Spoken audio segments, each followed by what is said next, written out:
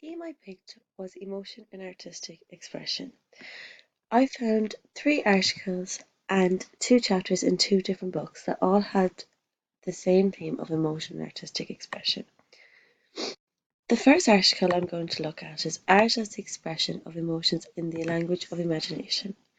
This article discusses that the artist's aim is to translate emotions into artwork by the use of our imagination solely, and that the connection between emotions and imagination isn't obvious. It also states that the art is an expression which cannot arise unless we have something to express, for example, joy and sorrow, which we come across in our everyday lives. This article also argues that expressing emotion through art is something that you cannot really teach someone and hope that they will just feel something, but that people can enjoy the process. The four main sub-themes that I found in this article was use of imagination, express emotions in the intention of the art, and symbols. The next article I looked at was expression of emotions in some of the arts.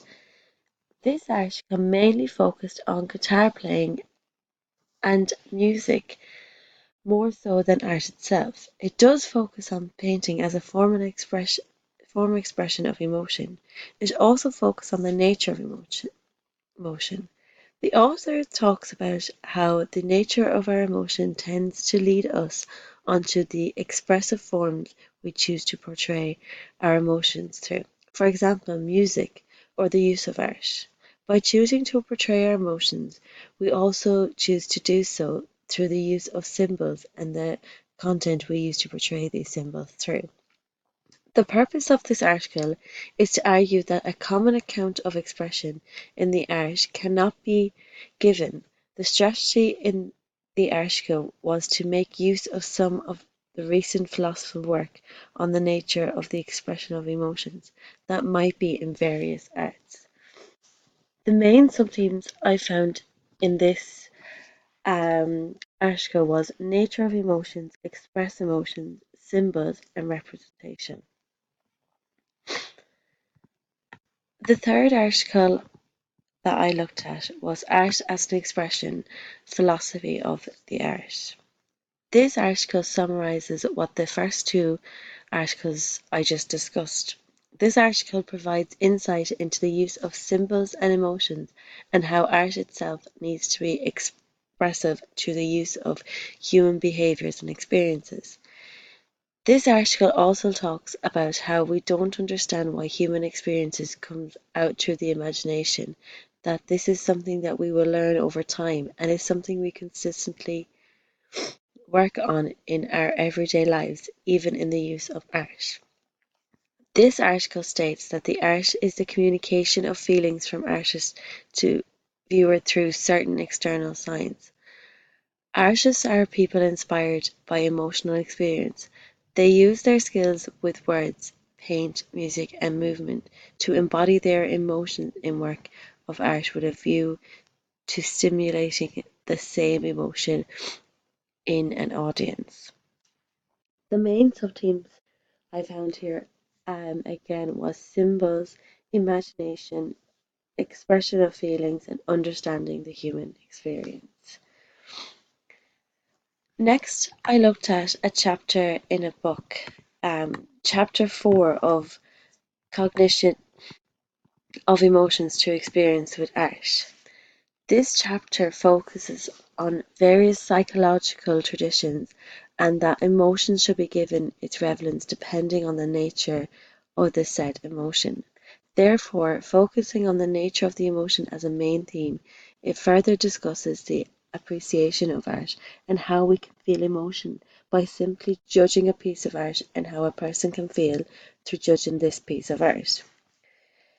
The artist claims artistic symbols are related to the satisfaction of fundamental psychoanalytical based drives and their various ways of functioning.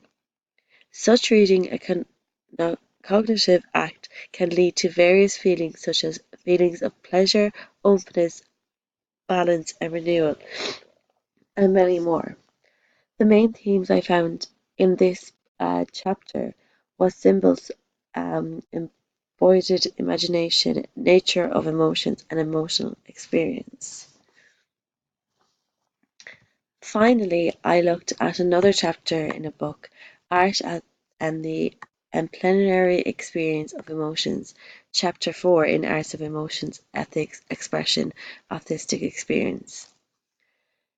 This chapter discusses art and the plenary experience of emotion and how art is a valuable experience.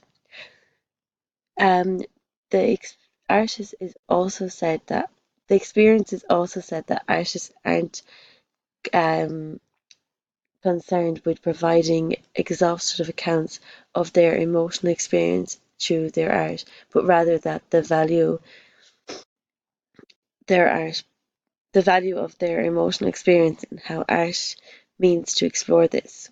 It also discusses the power of the imagination and how we use this power to get over these experiences. This chapter provides us with an insight to why our emotional experiences with art are relevant, but more so valuable than anything else. It also provides us with how the imagination links to the ideology also.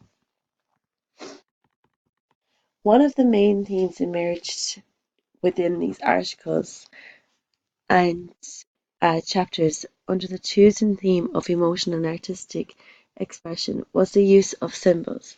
As you can see, each article and chapter all had the sub theme symbols. Um, for example, in the article art as an expression with a philosophy of art. They said art itself is a symbol and can be symbolic and particularly represent symbols of feelings, and how we choose to portray them through the use of art is also concise with the chapter um, connection of emotions to experiences with art, where they also state that artistic symbols we end up trying to read or figure out end up symbolizing or representing something entirely to each other. This theme was most common and prevalent theme in each article and chapter stated the same thing in relation to symbols. Another common theme that emerged in most of the articles and chapters was imagination, and more specifically, how imagination allows us to create our art and how it can be personal or impersonal depending on the variety of things. For example, in the chapter um,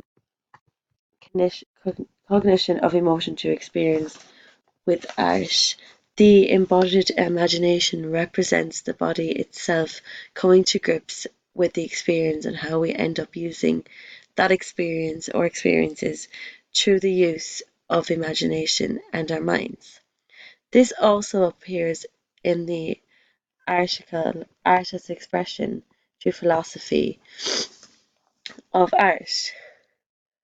Um, this article states that everybody's imagination varies and that one person might view a piece of art is very to another person viewing their art. Imagination is briefly mentioned in the other articles covered. Another common theme that was prevalent in most of the articles in chapter is the expression of our emotions. This theme came up in nearly all articles and chapters mentioned, but through different subheadings.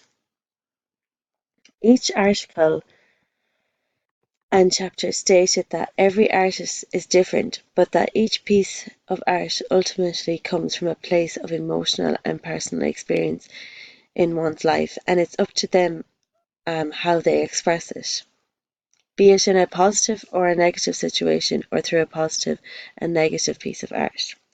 This can be linked in with the expression of emotions in some of the arts article. Under representation However, it can also fall under the name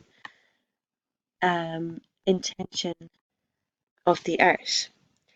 Art has the expression of art is an expression of emotion. This is because it's not always the intention of the art that ends up being personal until the piece is completed. This links in with art in the chapter Art and the Explanatory Experience of Emotion, um, under the theme Relationships with Art. And this links in with the sub-theme of art as the article art as an expression, philosophy of art, under the sub-theme of human experience. Although these sub-themes aren't under the same title or represent the same thing, they are they all represent the same thing.